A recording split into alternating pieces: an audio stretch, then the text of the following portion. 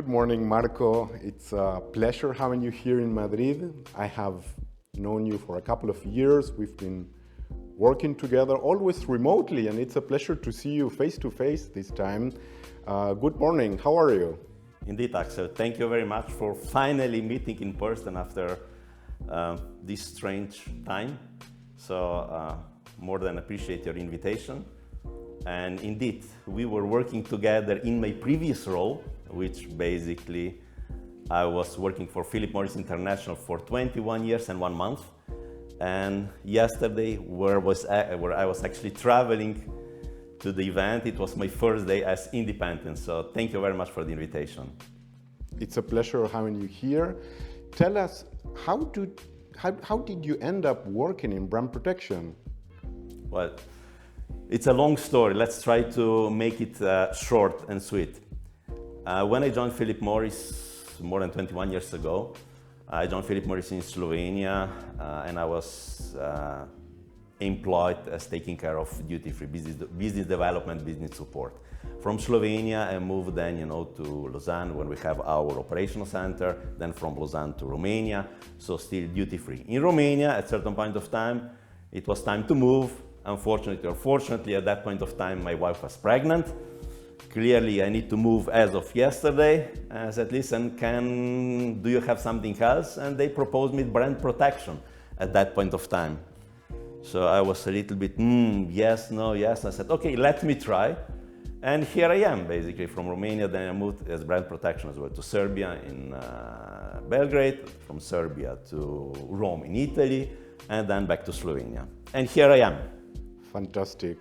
How is it when you have to protect tobacco products? This is a very tricky industry because the targets or the infringers that we're monitoring hide very well, perhaps much better than in other industries like luxury goods.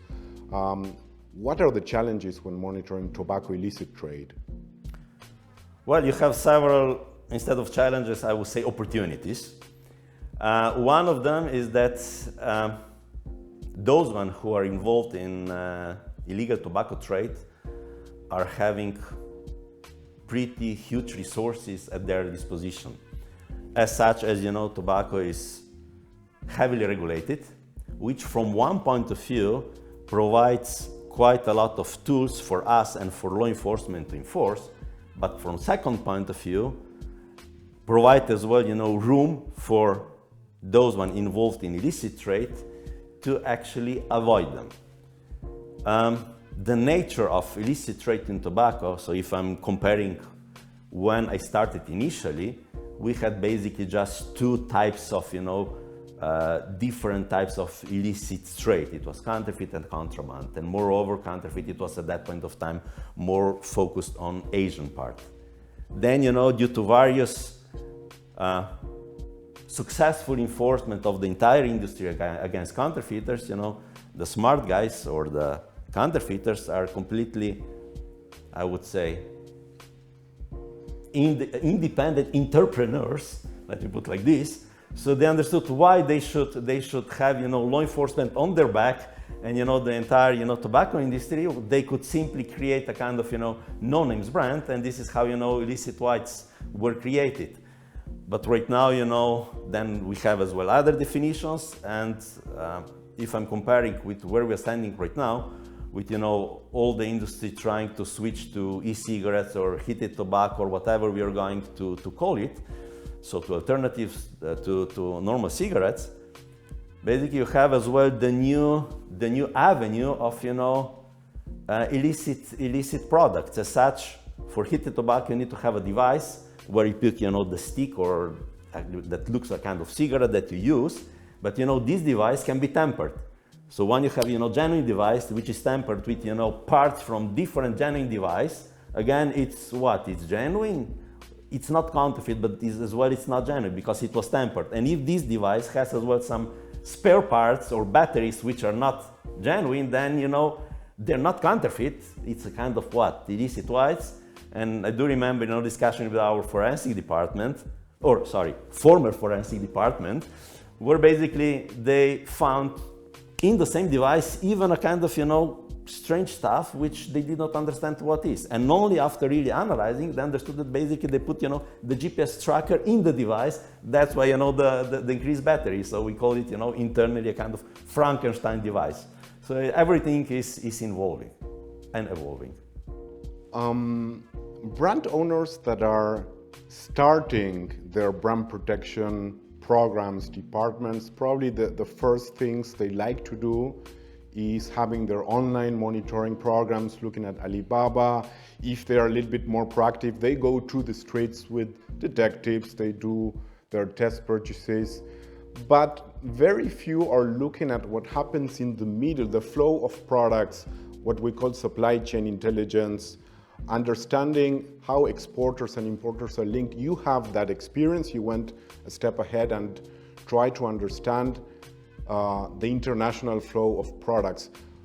What was that experience, and why do you think it's especially interesting for the tobacco industry? So let me start with success story. As you know, we were implementing, when I was in my previous role as well, your ApiraSol supply chain suite, which enable us to, once we put everything together, not only, as you mentioned, online, but as well, what we get, out of human intelligence, out of basically other open source intelligence, so, the entire package, and not only out of, online, as you mentioned before. So having everything, merging it together, we managed to first, thanks to your data that we obtained, we managed to pass it internally to our colleagues that pass it successfully to the law enforcement, and actually to which end up with successful rates. So yes, great story, excellent. Since you asked me, what my advice would be to those ones that are embarking, in creating, the department, my warm advice would be really try to use online, as you mentioned, but please do not have this false confidence that, by having, online, my job is done. Far away. Let me explain it different. It's like you have a Ferrari, you're driving on German, Autobahn highway at maximum speed, and instead of, looking, in front, you're looking just at the rear mirror. So maybe not really. Huh? So really try to hover and have, all kind of intelligence. Thank you very much, Marko. Thanks to you.